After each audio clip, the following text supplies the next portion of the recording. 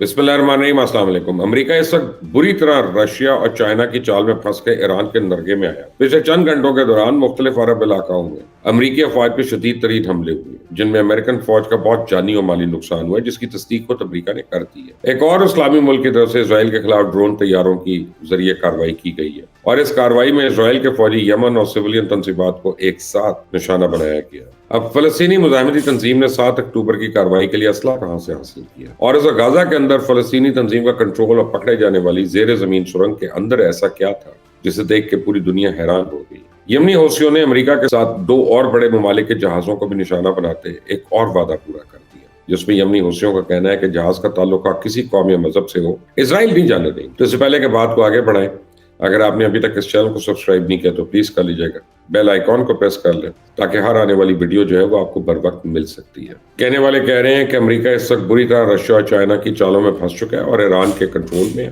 اور پچھلے چند گھنٹوں کے دوران مختلف عرب علاقوں میں امریکن افواج پہ شدید ترین حملے ہوئے، جن میں امریکن فوج کا بڑا جانی اور مالی نقصان ہوا ہے۔ اس کی تصدیق امریکہ نے بھی کی ہے۔ اردن کے اندر امریکی فوج پہ ایک بڑا حملہ کیا گیا، اور 7 اکتوبر کے تنازع کے شروع ہونے سے لے کر اب تک یہ امریکن آرمی پہ سب سے بڑا حملہ ہے۔ اس سے پہلے امریکن افواج کے خلاف جتنی بھی کارروائیاں کی گئیں، امریکہ نے ہلاکتوں کی تصدیق کرنے سے انکار کیا، لیکن اس بار امریکہ نے ہلاکتوں اور بڑی تعداد میں زخمیوں کی تفصیلات جاری کر دی۔ اردن میں شام کی سرحد کے قریب امریکن فوج کے کوٹے پہ ڈرون حملے میں 3 امریکن فوجی ہلاک ہوئے اور 30 زخمی ہو گئے، اور نقصان کا یہ تخمینہ جو ہے آپ سمجھیں ابتدائی سطح پہلے دن کا، یعنی ابھی تو اور ہونا ہے۔ امریکن صدر نے بڑی اوپنلی کہہ دیا کہ اس حملے کے پیچھے ایران کا ہاتھ ہے۔ یہ حقیقت ہے کہ ایران مڈل ایسٹ اور کے اندر فلسطینی، لبنانی اور یمنی تنظیموں کو مدد فراہم کر رہا ہے اور سرعام کر رہا ہے، لیکن امریکن پریزیڈنٹ کا بغیر کسی تحقیقی رپورٹ کے آنے سے پہلے ہی اس کارروائی کا الزام ایران پہ لگا دینا یہ بھی غیر مناسب بات، کیونکہ اس سے خطے میں کشیدگی کی آگ مزید بھڑکے گی۔ پچھلے کچھ دنوں سے امریکن افواج پہ حملوں میں یکدم بڑی تیزی آئی، اور یوں لگتا ہے کہ مزاحمتی تنظیموں نے اسرائیل اور امریکہ کو اب ایک ہی ٹارگٹ سمجھ لیا۔ اس وقت جو ہے آپ سمجھیں ان کی افواج مڈل ایسٹ میں شاید قطر کے علاوہ کہیں بھی محفوظ نہیں ہے۔ اس کی شاید ایک وجہ قطر کے ترکی اور ایران کے ساتھ اچھے تعلقات ہیں، کیونکہ خطے میں فعال قوتیں جو ہیں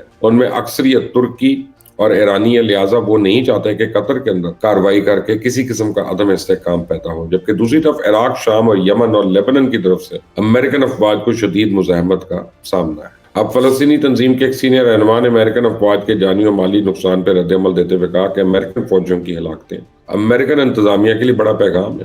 فلسطینی تنظیم کی جانب سے امریکہ کے لیے واضح موقف کا اظہار پہلی دفعہ ہوا ہے کہ امریکہ کی ایک بڑی سفارتی ناکامی ہے کہ جو تنظیمیں اور اقوام کل تک اپنے مسائل کے حل کے لیے امریکہ سے رجوع کر رہے تھے، اب وہ امریکہ کو خبردار کر رہے ہیں۔ تو اس کے علاوہ فلسطینی تنظیم کے سینئر رہنما نے غزہ کی صورتحال کو انتہائی تشویشناک قرار دیتے ہوئے اسرائیل پہ بھی شدید تنقید کی، اور ایک امریکی مذاکرات کار کا کہنا ہے کہ اسرائیل اور فلسطین کے درمیان امن معاہدے کا ابتدائی مسودہ تیار کر لیا گیا، جس کے تحت اسرائیل نے اپنے تمام یرغمالیوں کی رہائی کے بدلے میں غزہ میں 2 ماہ کی جنگ بندی پہ آمادہ ہو گیا۔ امریکی مذاکرات کار نے نام نہ ظاہر کرنے کی شرط پہ بتایا کہ معاہدے میں پیش رفت کے لیے کام ہو رہا ہے، اور ممکنہ معاہدہ 2 حصوں میں تقسیم ہوگا۔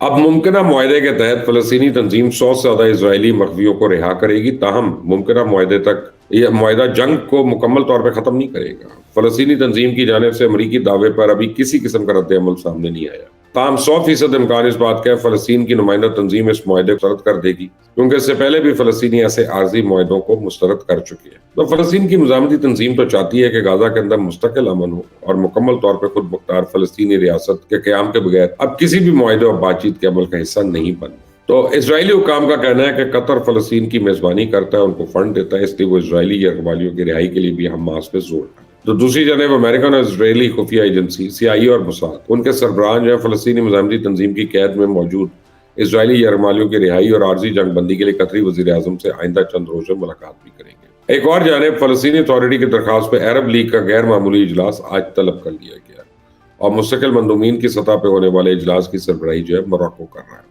مراکش۔ اس سے پہلے نومبر میں ہونے والی عارضی جنگ بندی اور 105 یرغمالیوں کی رہائی میں بھی CIA اور موساد کے سربراہ نے اہم کردار ادا کیا۔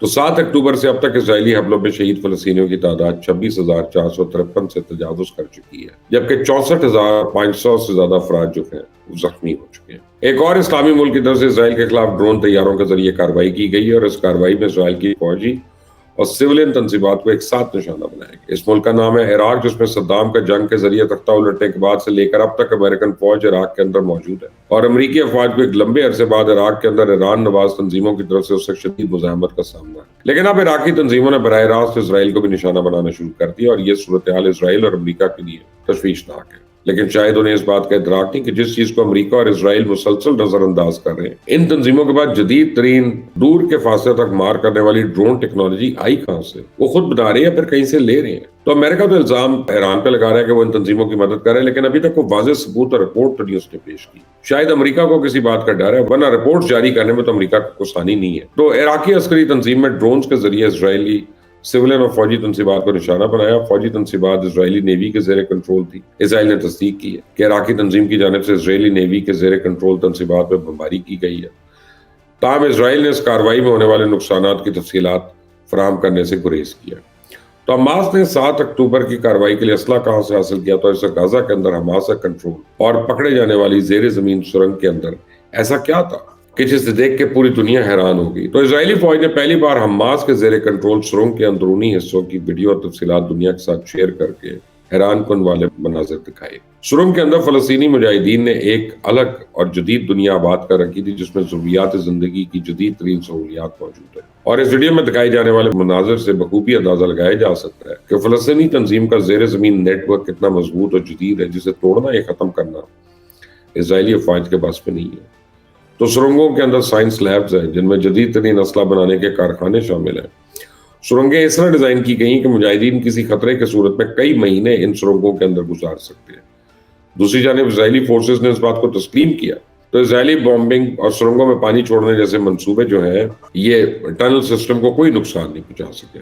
تو 7 اکتوبر کی کارروائی، جس میں فلسطینی تنظیم نے اسرائیل سمیت پوری دنیا کے دفاعی سسٹم کو حیرت میں ڈال دیا، آج ایک مہمہ بنی ہوئی ہے۔ اب اس کی ایک نئی رپورٹ آئی ہے۔ حماس کی جانب سے جو گولہ بارود استعمال کیا گیا وہ اسرائیلی یعنی ایمونیشن تھا۔ گولہ بارود غزہ پہ ہونے والے اسرائیلی حملوں میں نہ پھٹنے والے میزائلز اور بموں سے حاصل کیا گیا تھا۔ تو فلسطینی تنظیم نے صرف ایک 750 پاؤنڈ وزنی نہ بم پھٹنے والا بم اسے سینکڑوں راکٹس بنا لیے۔ تو یمنی حوثیوں نے امریکہ کے ساتھ 2 اور بڑے ممالک کے جہازوں کو بھی نشانہ بناتے ہوئے اپنا وعدہ پورا کیا، جس میں یمنی حوثیوں کا کہنا تھا نا کہ جہاز کا تعلق کسی قوم یا ملک سے ہو، اس ساتھ نشانہ بنایا گیا۔ بھارتی وزیر خارجہ جے شنکر کی جانب سے ایران کے ہنگامی دورے اور خوشامدیں اب کسی کام نہیں آئی، اور ان دورے میں بھارتی وزیر خارجہ نے ایرانی قیادت سے اپیل کی تھی کہ بھارتی جہازوں کو ریڈ سی کے اندر نشانہ نہ، جسے بھارت شاید ناکام رہا، اور اس کے بعد بھارتی جہاز یمنی حوثیوں کی کارروائی کی نظر ہو گیا۔ تاہم اس کارروائی میں سب سے زیادہ نقصان برطانیہ کا ہوا، اور یمنی حوثیوں کی طرف سے برطانوی آئل ٹینکر کو نشانہ بنایا گیا، جس سے آئل ٹینکر کو آگ لگ گئی۔ اگر آپ کو یہ ویڈیو اچھی لگی ہے تو اس کو لائک کریے گا، شیئر کریے گا، مزید لوگوں کو دیجیے گا، تاکہ لوگوں کو پتہ چلے کہ مشرق وسطیٰ میں ہو کیا رہا ہے۔ Until the next time, اللہ حافظ۔